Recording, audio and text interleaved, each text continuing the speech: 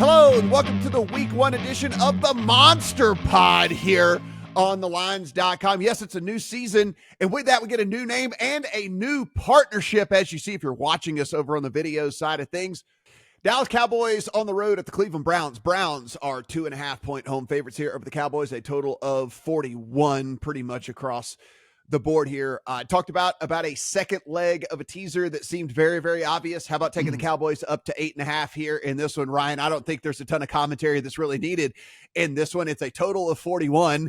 We're getting a Cowboys team that's power rated pretty highly in just about everybody's ratings out there, up to 8.5 points against a team with a quarterback who, by the way, we hadn't seen throwing a football yet. You know, it's like we don't even know if the guy can still play in the NFL. So it's like, I understand, yes, there's a bunch of talent on the Browns team. And if you look at their 53, you're like, oh, man, this team's super, super talented. But the problem is the most important position on the field is the one with the biggest question mark. And so give me 8.5 points for the Cowboys all day long. It's the second leg of the teaser.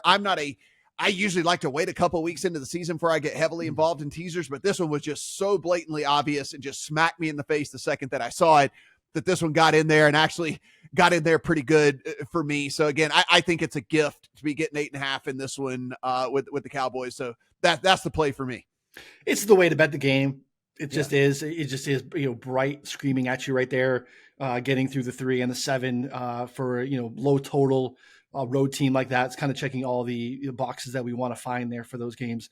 I'm kind of fascinated to watch this game in general. I'm a little bit down on the Cowboys this season. I think it's a pretty massive shift in terms of scheme defensively. I don't know if it's necessarily a bad shift, but it's a big shift in terms of what Dan Quinn did. A lot of single high, a lot of man, take some risks on the outside versus Mike Zimmer plays a lot of zone, keep everything in front of you. And kind of how does that relate to how they disrupt, and that was really how they've made their hay the last couple of years in terms of turning teams over, pressuring the quarterback, all those different things. Can they straight up beat you? How they're going to line up? So I'm fascinated there. And then obviously the great unknown, as you mentioned, it's just how it's like kind of turnkey at this point. But I don't know how to handicap the Browns in a different way. Rest of it's really good. I feel very confident that it's a strong offensive line, strong defensive unit that's basically running it back, and they were dominant at times last season, especially against, early in the season against bad teams, got picked on a little bit later in the season.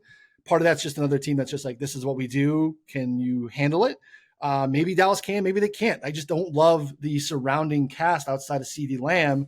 Running back room isn't great. The offensive line isn't what it used to be. It's a team that's just kind of gone 12-5 every year and got to the playoffs. I don't know if they have it in them this season, but again, I just have a really hard time doing anything with Deshaun Watson yet because I don't know who he is. So take the free teaser leg, watch this game. We'll probably know more in week 2.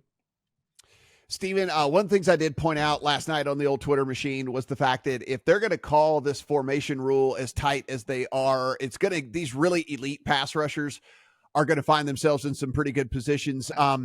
Micah Parsons, 13.5, and 14 sacks in his first 3 seasons of the NFL. The Cowboys play, and now that's not the case here for this Browns team, but this is just for a season-long type bet.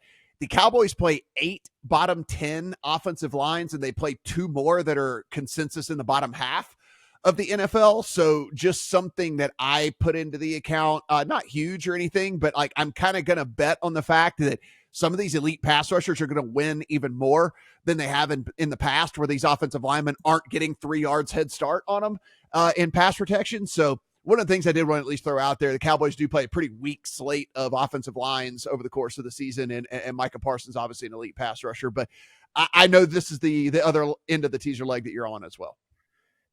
I am, yeah, and you guys have covered it, so I won't go into on the teaser leg. Did you bet Parsons Defensive Player of the Year? I did not. I just bet his over on sacks. Okay, I got you. Yeah.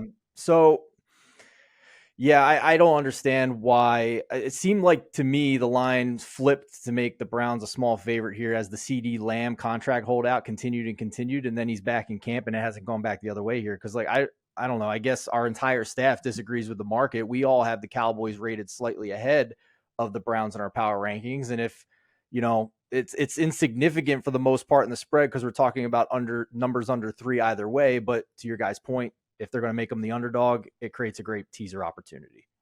Ryan, cannot be more excited about this partnership with you guys, and glad to have you on here every other week with us, breaking down football games. Be sure and check out 4 for 4 if you guys have not done so already. Go over there. All of their great work, not only on the betting side, but also on the fantasy side of things. And Steven, as we say each and every week, everything we do, absolutely free. So hit that subscribe button, head to lines.com, take a look at everything that we've got going on over there. For Ryan, for Steven, I am Matt.